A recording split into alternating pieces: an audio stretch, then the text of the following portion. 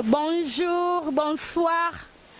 Nabino nyoso et dépendre kaka na air oyo écoutez lio soki États-Unis yo moko yebi air na yo o répondre nga soki Congo partout na Afrique poto mobimba o eza déjà na poto donc na minute oyo nazolobela kaka sur site na biso ya sika donc mwana sika botami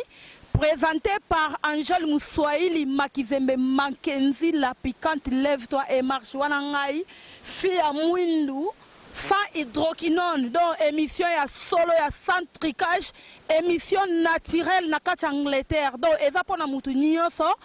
ya star aza star déjà boyebi kombo munene kenda evanda nango donc ya star déjà pe asimbi micro po alobela service social bokoyoka ngo sur musique bokoyoka ngo ale na et puis tokolakisa bino monde na ba voyage oh eza rien que ebandeli eza présentation ya premier épisode donc présenté par ngai moko fille noire donc na minga koloba te donc nako senga kaka na mututu il faut la brancher na site oyo nazo pesa mbote na batu nyoso oyo bakolanda biso ba star tu ya Londres po baninga ya star baza star donc nga star batu nyoso bakolanda nga bakomi star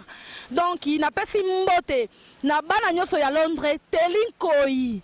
na pesi mbote na Kofi Aina na Paris oyo site na bino na pesi mbote na George Kofo na pesi mbote na Bob Shaumba na pesi mbote na Papi Kelly Rifin Kisombe et puis tindika eloko na bino bana basi nyoso Moziki la Baronne Clarisse yebisa ba poti na yo tu oyo site na bino donc il faut bo supporter yango tozana minga koloba te lilimba yabo